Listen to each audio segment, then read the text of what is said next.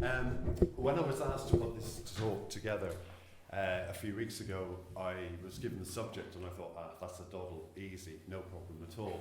But of course, when you put a talk together, if any of you have done this in the past, when you sit down and go through all your photographs and then start to get the structure of the talk together, it usually becomes quite a headache. And I soon realised that this particular subject was an absolute minefield, and with plenty of opportunities to go off in all sorts of different directions, which I quite often tend to do.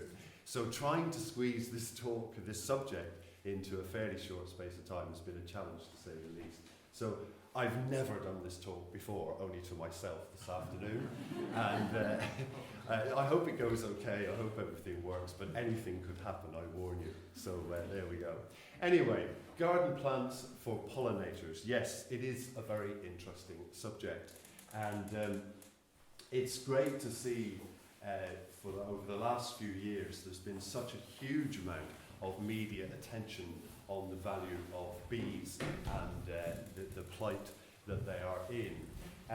This media attention is brilliant, of course, because it really has increased public awareness on the subject. The only thing that concerns me about it is that there is a huge emphasis on bees, and now everybody has gone absolutely mad on bees. They're really trendy, and it's a great thing, but of course we mustn't forget that it isn't just bees that are pollinators, and there's a whole load of other things which really do deserve quite a lot of respect and attention.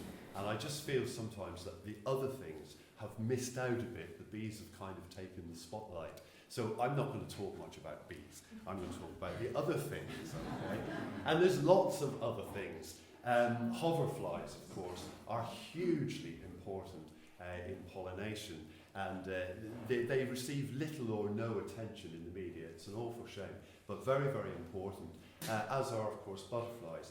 Now, butterflies are pollinators, and everybody likes butterflies. We only have 32 or 33 species in this country, but I'm sure that nearly every person could name probably one or two of them.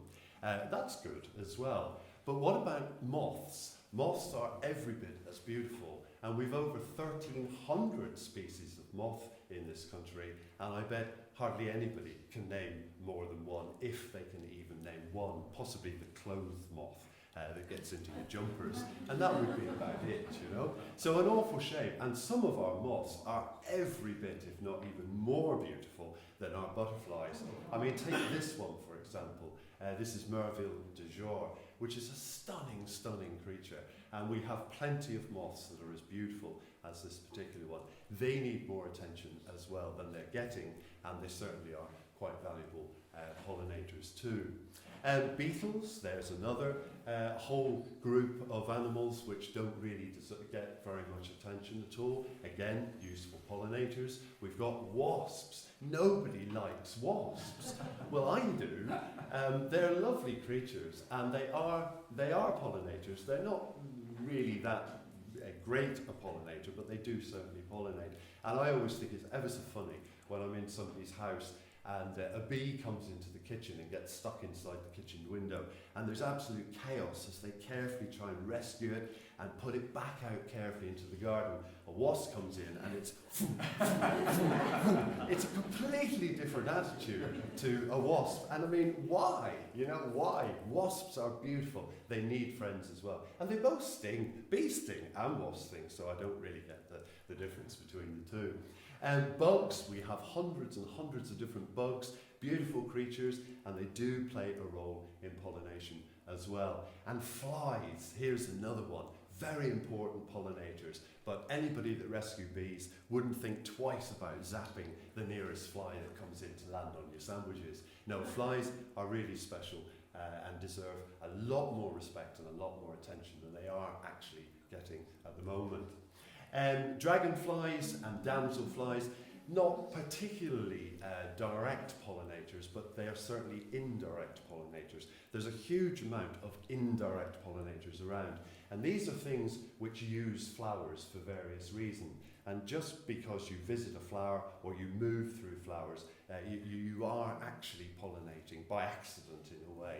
So it does include a huge range of things We mustn't just narrow it down to a few particular individuals. Even spiders, they're not direct pollinators in this country as far as I'm aware, but they do spend a lot of time in flowers, and some of them live in flowers, and just the very nature of spiders moving around between flowers is bound to help with pollination. So yes, they can be classed in a way as pollinators. You may not be aware, but about 88, 89% of the world's plants are pollinated by animals. And of that, around about 9–10% are actually pollinated by mammals, surprisingly, birds, surprisingly, and even reptiles, lizards as well. Rodents are actually very good pollinators. In some parts of the world, there are plants which have evolved specifically to be pollinated by certain mice, rats and lemurs, possums. They are real pollinators. But here, if you ever observe wood mice in your garden, you'll see them clambering up the stems of plants, usually to get seeds, and in doing so, they'll clamber back down again, plastered from head to toe in pollen. Then they go to another plant. So yes, again, an example of an indirect pollinator, and deserve quite a bit of respect. Birds are also pollinators. Hummingbirds are the obvious example. Bats are pollinators in some parts of the world too. And lizards, really, really important in some parts of the world. Some plants are only pollinated by lizards. So the whole pollinator thing is a huge, huge picture, and it isn't just bees. We really must try and change this idea that it is just about bees. So, gardening and gardeners. How can gardeners really help the pollination problem? Well, very easily. There are lots of ways which gardeners can improve the situation. And in a talk of this length, it is quite impossible to go into too much detail. But there are a few things I would like to mention before we get into good plants for pollinators. And one of them is the structure of the garden. Okay. Now, this is not often mentioned, but when you think about the big, wide, open countryside, you have dozens of different habitats. A garden, really, you're trying to create an ecosystem and a system of habitats in a fairly small space, sometimes in an extremely small space.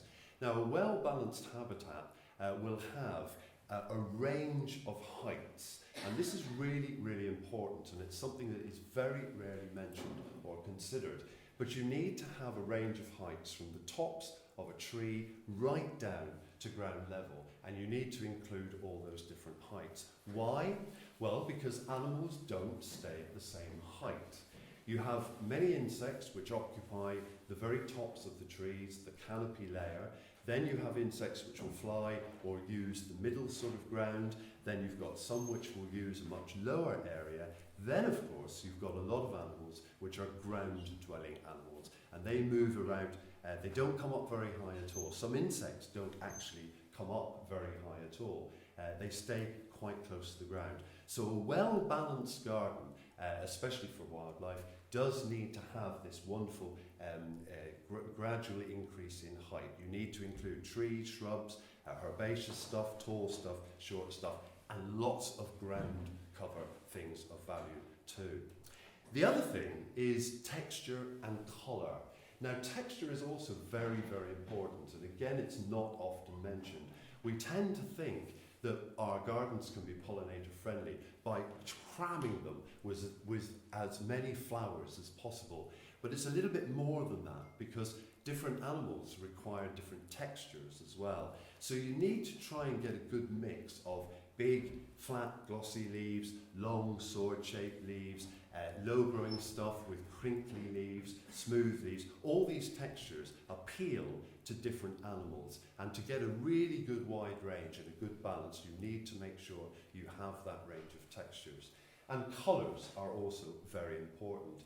A lot of gardeners have a preference for certain colours. Well, so do insects. There are insects that don't particularly like red. They can't see reds very well. There are insects that prefer white flowers. Moths, for example, like white flowers. certain ones will only go for white flowers. So you do need a really good range of colours throughout the garden as well. And sizes of flowers are important. Are they all small, or have you got a good mixture of big ones, small ones, ones that hang down, ones that point up? Everything is adapted for different pollinators. So a garden just full of lovely coloured flowers is great, but are they all the same? Are they all the same shape? If they are, then you really are missing out on a much wider range of potential visitors. So all these things are very important, and there are many more which I could go into, but I simply don't have time in a talk of this length. So one of the other things that we need to think about as well, which we don't, is seasons. Now, as gardeners and people that are into wildlife and stuff, we tend to come alive in spring. We tend to concentrate our efforts on spring and summer, and that's great. I mean, you can't blame anyone for not wanting to go out in the garden in weather like this. This is my garden in 2010. Beautiful to look at, but not very pleasant to be in. And gardens are still being used in the winter. When you think about our winters here, we rarely get conditions like this. And very often during the winter, you'll get a week of nice, dry, sunny, quite warm weather. In fact, in many winters, the temperatures are actually higher than they've been in the last couple of weeks. And when the temperatures are high and when the sun comes out, you do get things coming out, things flying, things looking for food. So it's absolutely critical that a garden has got plants in the winter to keep those things happy. Now, the palette of plants during the winter is fairly restricted, but there are plants which will help. So I'm going to run through a load of plants now, loosely going through the seasons, which are really beneficial to pollinators in your garden. They're not all native. In fact, very few native ones in the talk, because this is, after all, garden plants for pollinators. So let's start off with an amazing shrub. We'll start off with Mahonia. This is a very popular garden plant, and it's a plant which you can buy in any garden centre anywhere in Ireland. The Mahonias are wonderful because they not only look beautiful, but they're actually incredibly intensely perfumed as well. If you've got one of these, you'll be well aware of the smell that comes off it.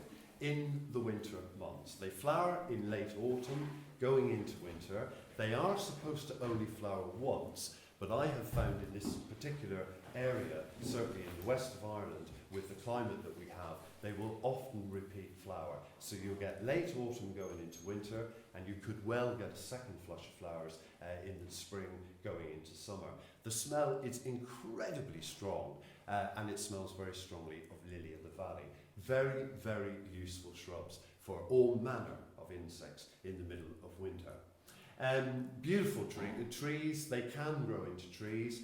They are normally shrubs, but with age they will get higher and higher and higher. You can prune them, so you can adapt a Mahonia to fit absolutely any size of garden you've got. And they are useful because the flowers are not only at the top. There's a range of heights there for flowers to capture things that are flying at different heights. So very, very useful shrubs.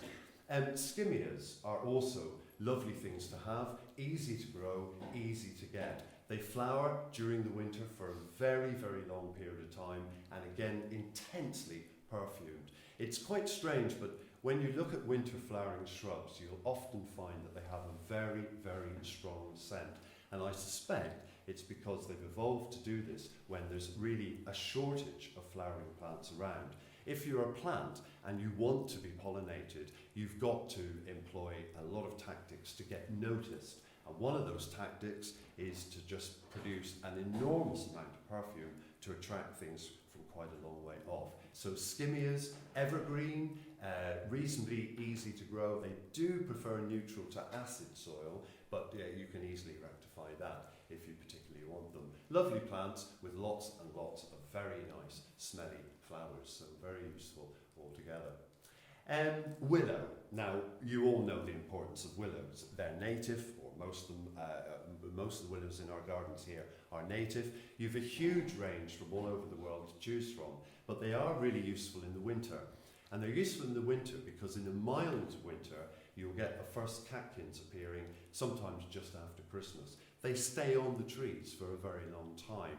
And if you ever look at willow catkins on a nice warm winter's day, they will be covered, absolutely covered, in flies, bees, and all sorts of other things. Great trees, absolutely brilliant trees for pollinators, and stunningly beautiful for an addition to a winter's garden as well. And we mustn't also forget that it's all very well planting for pollinators, but are you catering for the rest of those animals' life cycles? You see, it's not just about providing pollen and nectar, it's also ensuring that these animals with different life stages are catered for as well. It's no good having a garden of flowers if you've got no food plants for perhaps developing larvae or caterpillars. These things are all part of the big picture. And willows are brilliant because loads of things use them as food plants. This is Biston strataria. He's rather handsome and he manages to disguise himself as quite conveniently as a twig. You see, he thinks I'm not going to notice that he's just taken a huge chunk out of my prized Salix magnifica. But there you are. My willows are always covered in caterpillars, and if I want to photograph them, that's the first place I go to see if I can find any. And I was quite pleased with him last year. Yeah, willows, brilliant, brilliant plants. They tick all the boxes altogether. But the star, the absolute star of the show, has got to be ivy. It's one of my favourite plants. Now, having an open garden, I'm constantly hearing comments from visitors. And I hate to say this to you all, especially with my accent, that I'm horrified at the amount of Irish people that come into my garden. They see the ivy and they look at it in horror and say, geez, you've one hell of a problem with ivy, haven't you? And I always say, no, I haven't actually got a problem with ivy. It's brilliant. And they just look at you as if you've landed off the moon. Ivy is amazing, absolutely amazing. It is not the monster it's made out to be. It does not kill small children and puppies. It does not kill trees. And most importantly, it flowers profusely in the winter. And ivy is often the make or break plant for bees, especially in the west of Ireland. If we get a wet and windy and cold summer, like the one we're having possibly now, the ivy at the end of the year can make or break, and bees will spend hours and hours and hours. You'll hear a well-established ivy before you can see it, because it will be alive with buzzing and clicking and whirring. No, wonderful plants. I could give you a talk entirely on ivy. It is such an amazing plant altogether, and it doesn't kill trees. Repeat after me, ivy does not kill trees. Right, I hope we've got that one sorted out. Anyway, moving on. As an aesthetic plant, ivy is also very beautiful. I must stop getting too excited about ivy. We haven't time. But the flowers and the foliage are a wonderful contrast in the late summer going into winter. Grow it up through a hawthorn tree and you get this lovely combination of red, yellow and green. No, it is just incredible. So yeah, ivy is one of my favourites. Right, we've been up high so far, so let's come right down to ground level. Let's try and get some more of this layering in. We need some ground plants that are great for pollinators, and one of the best is snowdrops. They are absolutely superb. Now, snowdrops aren't native to Ireland or Britain. It is often said they are, but they're definitely not. They were introduced a long time ago. They're a very popular plant, deservedly so. Incredibly intense perfume as well. They will attract a lot of things from quite a long distance away. If you want snowdrops, or if you've room for snowdrops in your garden, then just do a little bit of research and find a few different species and a good few different cultivars. If you plan it, you can actually have snowdrops in flower from October right the way almost into the beginning of May. You can get 6 months of snowdrops if you really want to. And you don't need to get the 6 months, but if you could aim for 3, then very, very valuable. You see, they're right close to the ground, so a lot of things can get at them, things which don't tend to go up much higher. And another surprisingly good plant is a crocus. People might not tend to think of these as being good for pollinators, but they actually are, and they're even closer to the ground as well. And on a sunny day in the early spring, very early spring, the crocuses will open. They need the sun to open, which is a bit of a disadvantage, but when they do open, they just literally scream, "Come and pollinate me, here I am," and things will find them. They don't smell very strongly to us, but they are very popular with a whole range of pollinators. So crocuses also very useful. Now, coming into very early spring, one of the first of our native trees to blossom is blackthorn. I did say I wouldn't include too many native plants because this is really garden plants, but blackthorn I've had to include because it is just a stunning plant when it's in flower. It's also a brilliant hedge plant. Now, when I drive around this country, I see all these amazing hedges all across rural Ireland. Beech, Griselina, Photinia, Leylandi cypress. Horrible, horrible, horrible hedges. Repeat after me. Horrible hedges. They are useless for wildlife. They look totally ugly, totally out of place in this landscape. No, I'm not saying don't use native plants and don't use ornamentals for hedges, but think about a hedge, think about the landscape you're in, and use some native species if you don't want to use all native species. Blackthorn is a winner. It makes a brilliant addition to a hedge, and of course it also has beautiful, beautiful flowers, which are very beneficial for early pollinators. Prunus spinosa, an excellent hedging plant and a wonderful flowering plant as well. And this brings me on to the next wonderful tree that I could again talk to you quite comfortably for 2 hours on, and that is hawthorns. I'm very often asked by people, we've got a small garden, we want to put a smallish tree in. We were thinking of an apple, or we were thinking of this or an acer. What do you suggest? Hawthorn. Sure, why would I put a hawthorn in? The countryside is full of them. Exactly. They are brilliant trees. They are used to growing in Ireland. They will withstand an amazing range of conditions and are very, very valuable for not just pollinators, absolutely everything. Superb, superb garden plants and wild plants as well. I'm so into hawthorns, I've started collecting them, and I now have over 20 different species of hawthorn in the garden. There are only the 2 native ones to this country. They belong to the rose family, which you can see quite clearly from this photograph, and they come in a huge range. Now they're pretty much all white or slightly pink, or there are a few red ones as well, but they do vary tremendously. So if you are into different types of plants, then you can get very different types of hawthorn. The leaves on this one more like the Prunus spinosa, the blackthorn, than an actual hawthorn. But it's Crataegus grigonensis. It's a real lovely plant, and with nice big flowers as well.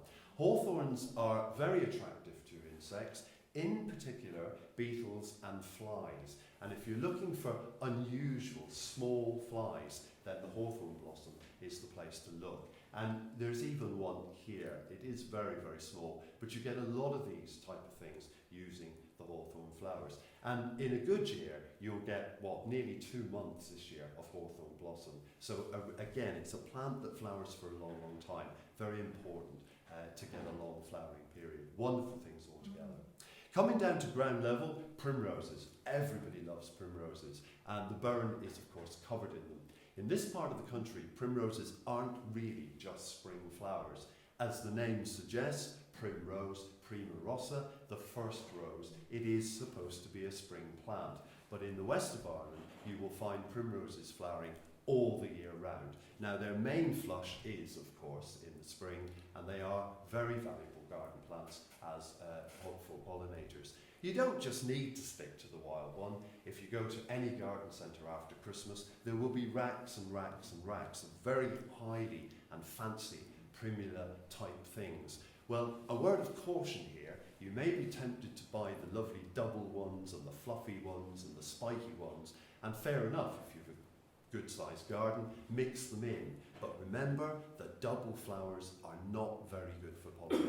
used generally. Some of them are, but most of them aren't. So if you've the choice, go for the single blossom rather than these fancy doubles. And that applies generally to most garden plants. But primroses are gorgeous.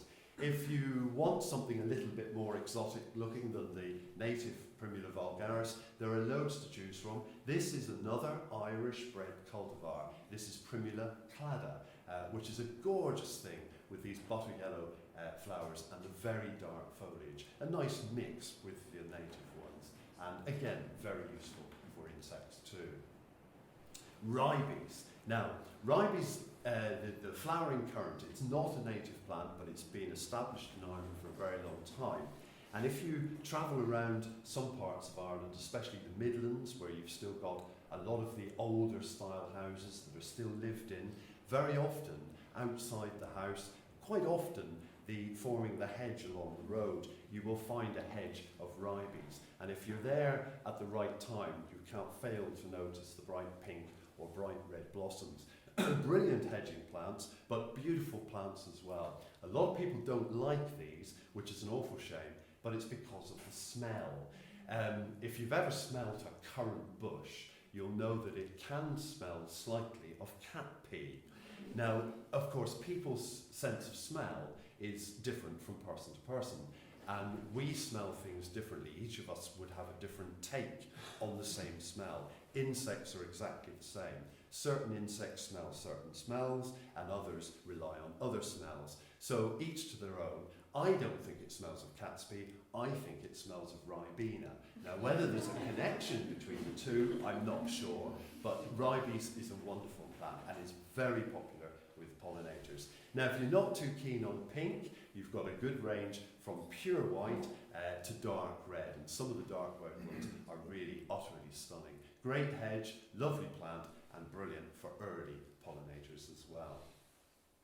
And moving into the garden, looking at a few herbaceous plants then, cardamines are exceptional things. You're probably all aware of the cuckoo flower, which is a native plant that grows in damp meadows. The Burren has got a lot of it in damper areas. Well, this is also a cardamine. This is Cardamine rafanifolia. That name translates to radish leaves. And you can see the similarity here in the foliage. This is a brilliant plant because you can eat it as well. We can eat it in salads and things. But all these cardamines are a real hit with insects, especially butterflies. So if you're looking for an orange tip or a green-veined white, find the nearest cardamine and you will guarantee to have what you're looking for. They are incredibly popular. And incidentally, the cardamines belong to the plant family Cruciferae. Cruciferae means cross-shaped, of course, and this means that there's going to be 4 petals on the flower. And basically, all the Cruciferae are brilliant for pollinators, absolutely brilliant. And it's an enormous family as well.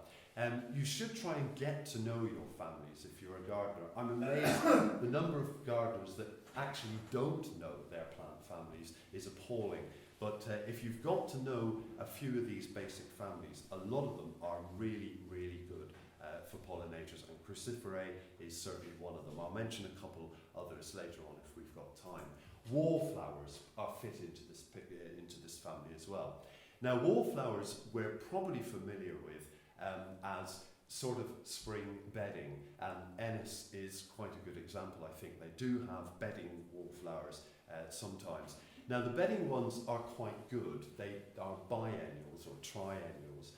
They are quite good. They smell incredibly strong and they do attract insects. But as another general rule, if you have a choice between a perennial and an annual or a biennial, go for the perennial every time, because that plant will last a number of years. It will probably get stronger and bigger and produce more flowers as the years go on, whereas annuals tend to be short-lived. Some of them are good for insects, not many, but some of them are, but they're short-lived. So, you know, go for long-lasting plants. Wallflowers are exceptional.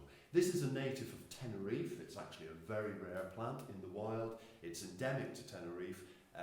It's Herbaceous scoparia, but it's a great garden plant and it's very happy in the Irish climate. It produces a big bush full of wallflowers, highly fragrant and highly attractive to insects. You can see the cross-shaped flowers quite clearly on this particular photograph. They come in a huge range of colours, of course, wallflowers, and so if you have a preference for certain colours, you're bound to be able to find one that suits your particular palette. Another spring plant which is quite good is Bergenia.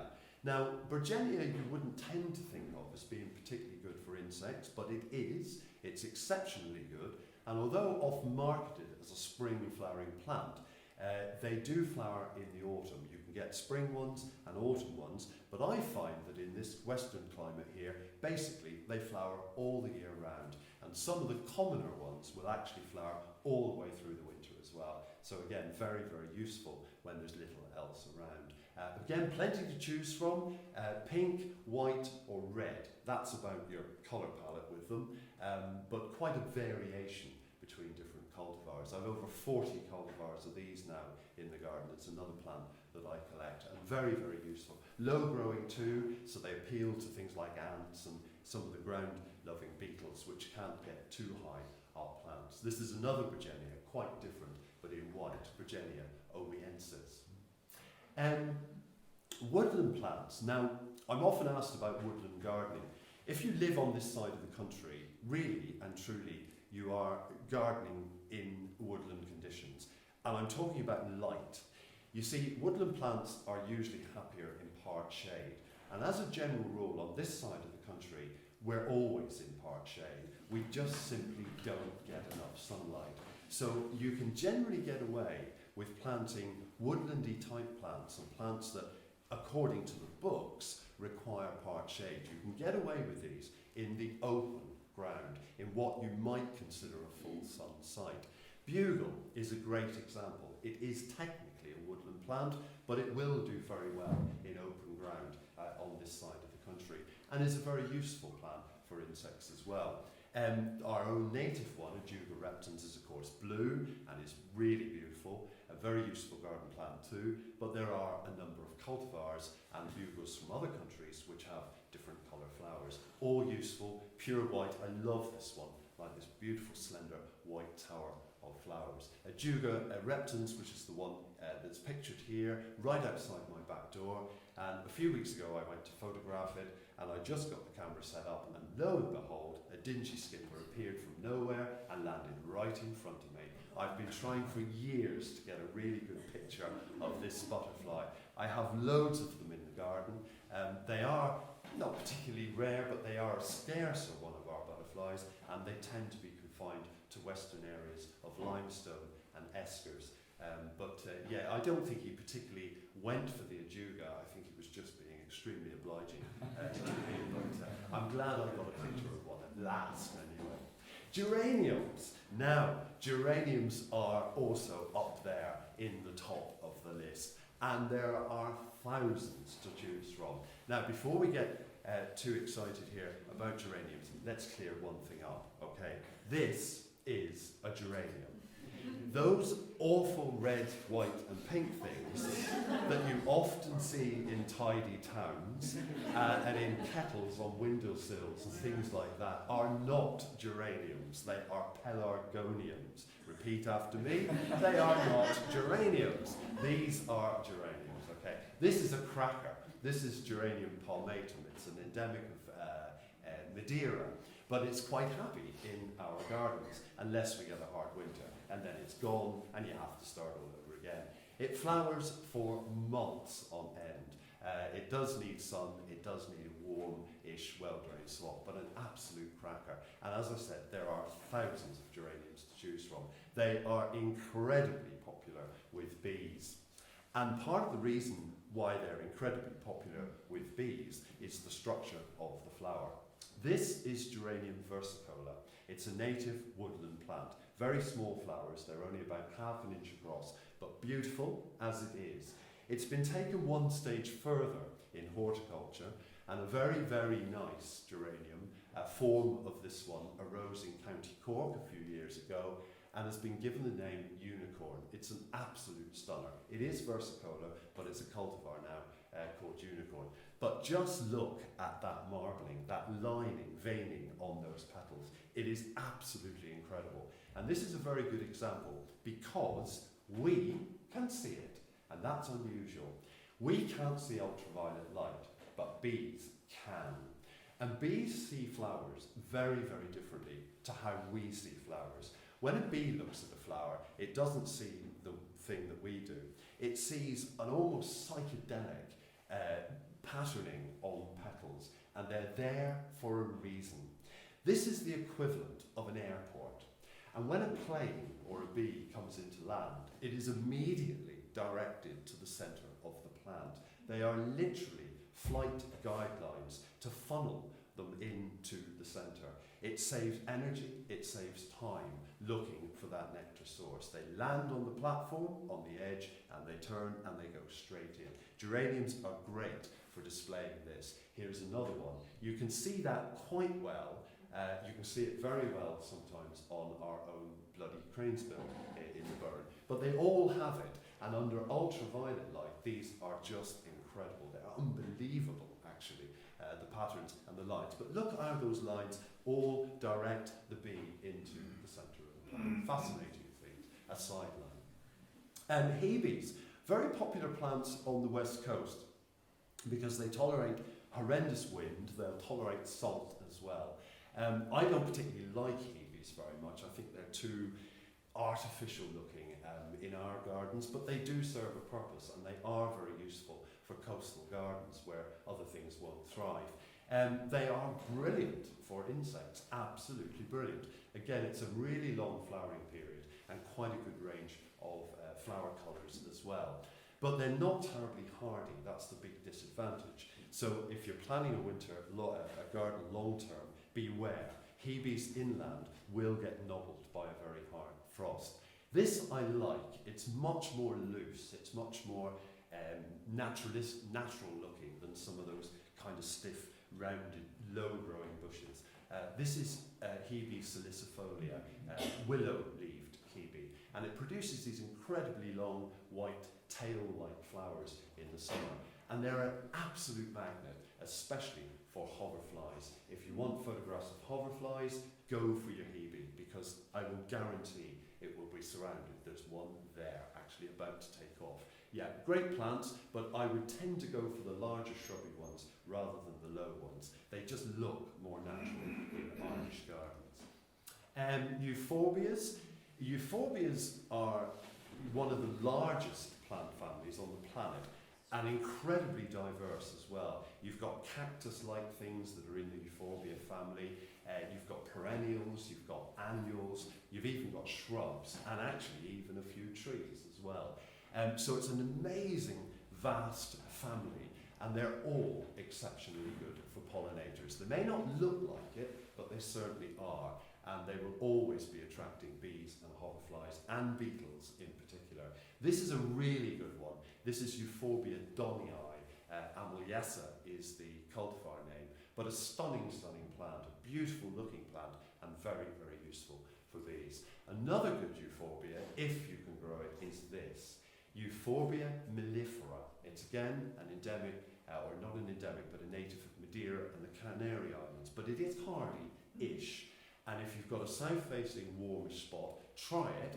As the name suggests, mellifera, it's got something to do with honey, and boy, is that nectar sweet, and it really is powerful stuff. Again, it's a bush or a shrub that you will hear before you see, because it will be covered in bees and hoverflies, clicking, buzzing, whirring, and whatever. Great, great plants. Dozens of different euphorbias to choose from. They are all exceptionally good for pollinators. But the star of the summer is definitely Astrantia. If you haven't got Astrantias in your garden, then go tomorrow and get one, okay? They are incredible things. They don't smell particularly pleasant. They look stunning. They're great cut flowers. They're just beautiful, beautiful plants altogether. They flower from around April time, they start, and they'll go right up to Christmas if it's a mild autumn. If you deadhead, they just keep on producing flowers. And again, it's a plant, it's a herbaceous perennial, and it's a plant that you will hear on a warm day before you can see it. It is covered in various insects. They absolutely love them. One of the common names for them is Granny's pincushion. And for those of you that are old enough to remember when we used to actually repair clothes, we used to have pin cushions, and you'd stick the pins in to keep the pins safe. And there you are, an absolute perfect description of that particular flower. They really are wonderful. There's my friend the wasp.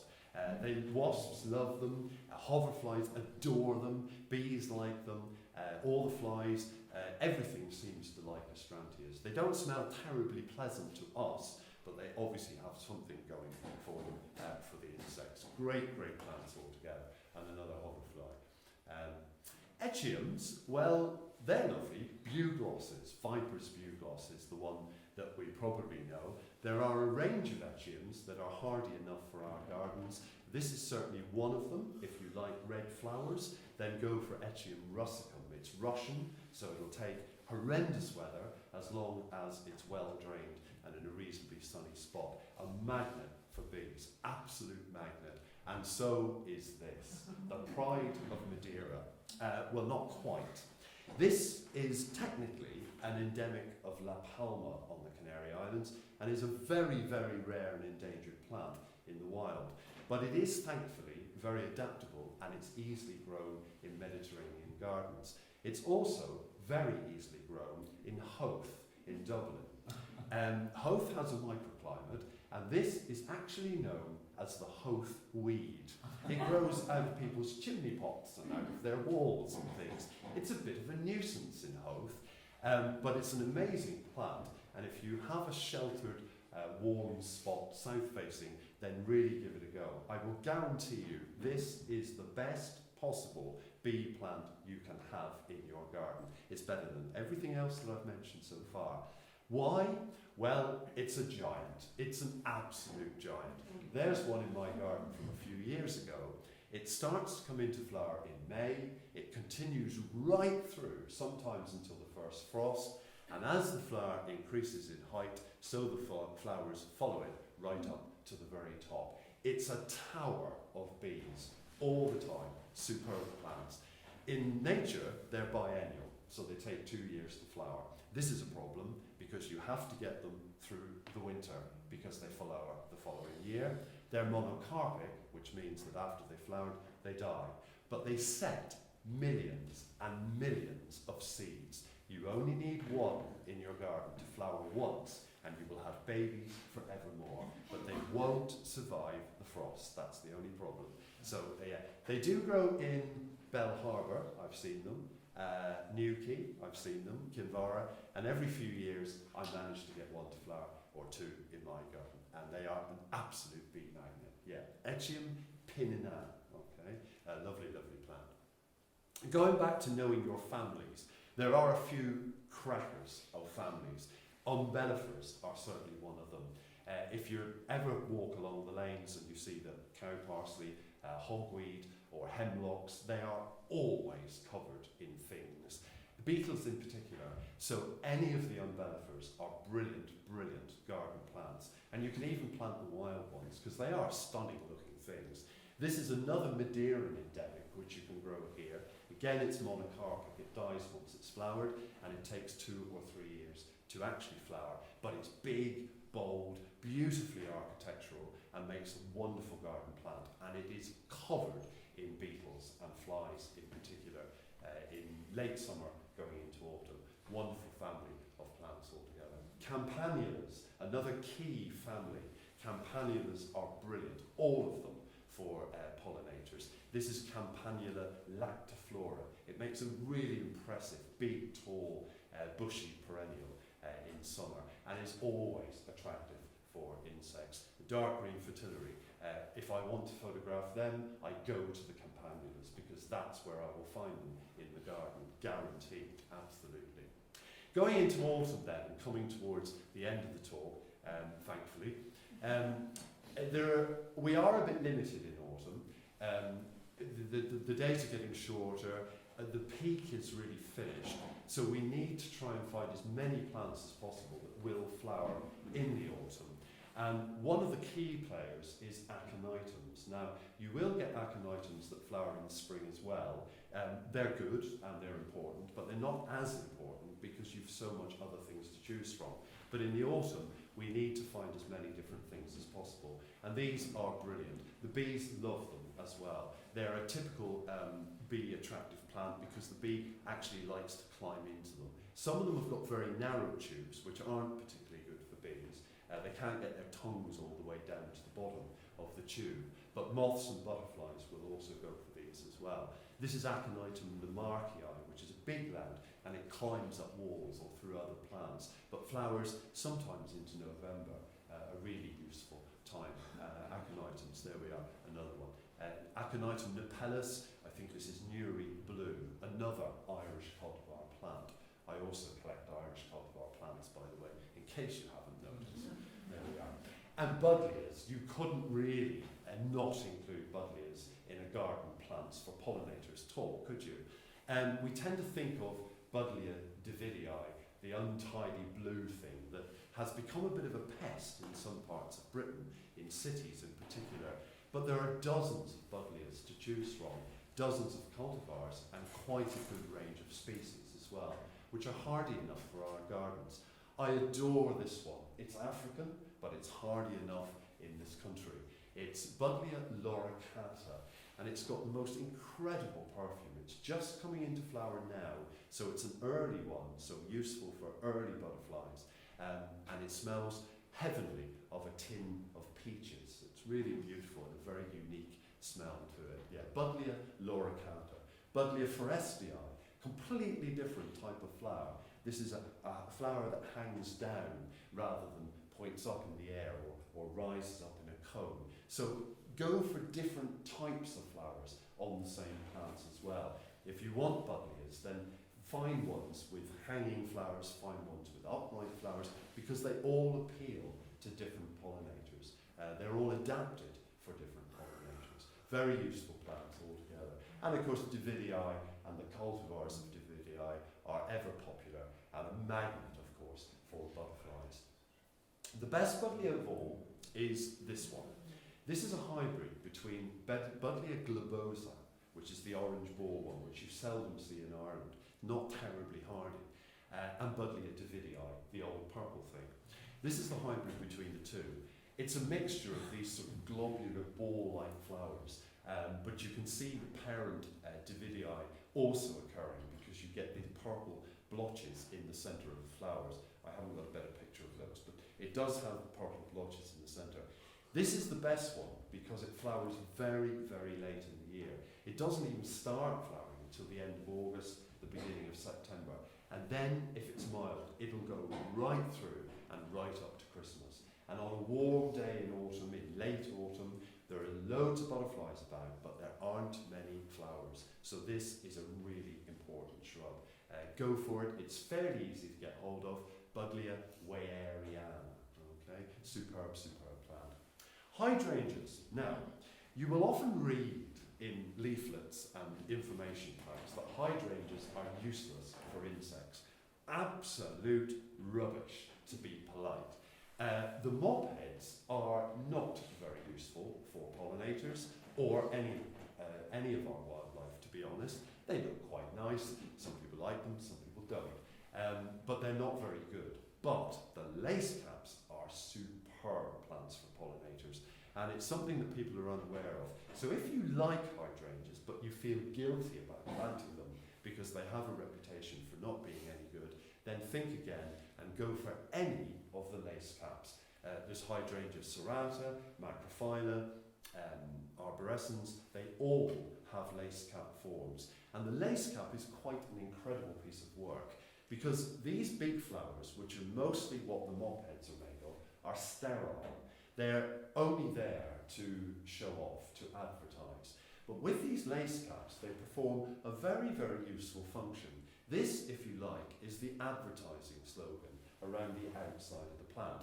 They are sterile. All of these are sterile. They're modified leaves, actually. They're bracts, really. But they're a big advertising slogan, and they say, come and get me, look at my beautiful flowers.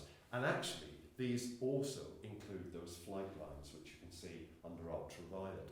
Well, when the animal lands on those, it suddenly realises there's absolutely nothing for it there, but right behind it, you've got an incredibly strongly perfumed mass of fertile flowers, and these are the ones that the insects go for. So hydrangeas aren't bad news at all. They are actually very, very useful plants and incredibly beautiful. And some of them have got loads and loads of fertile flowers in the centre. These are the fertiles, these are the infertile advertising ones around the outside. Beautiful things. So yeah, you think of hydrangeas as being quite useful. Quite popular with beetles as well. There are more of them. I love them.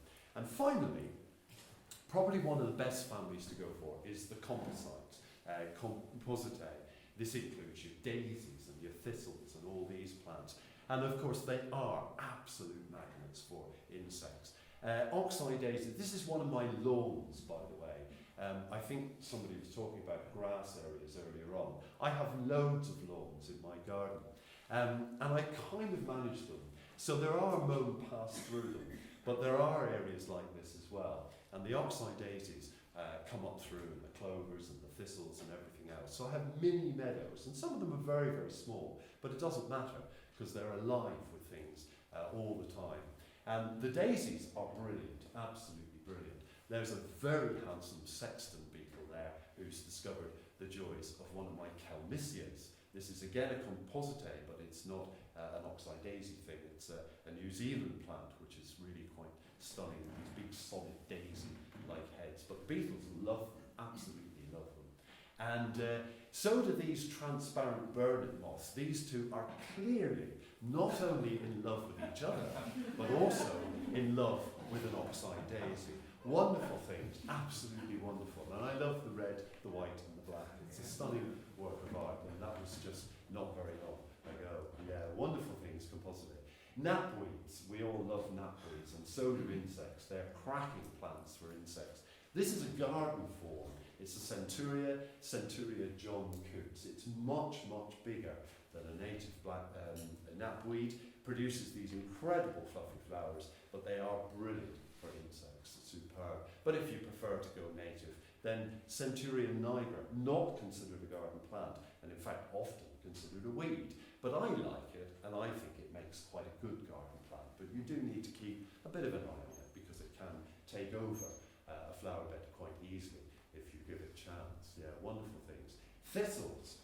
Again, people often look at me in horror when I mention how beautiful thistles are. I love it when I get a gardening group of elderly Irish ladies in the garden, and I'm pointing out thistles and dandelions, and they're looking at me as if I've come out of the woodwork completely.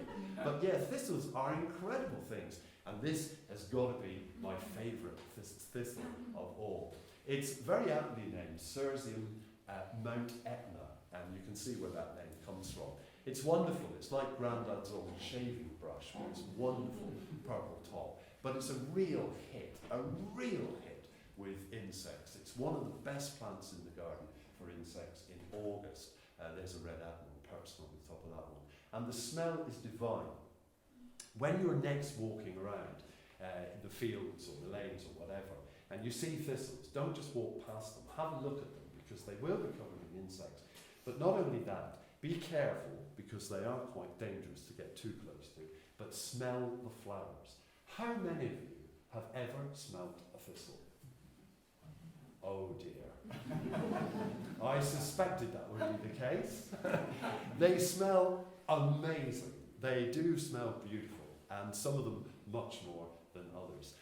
This one, I had a group of elderly visitors in the garden a few years ago, and I've been sniffing this thistle for years, but I couldn't actually put a definite scent on it. It reminded me of lots of different things.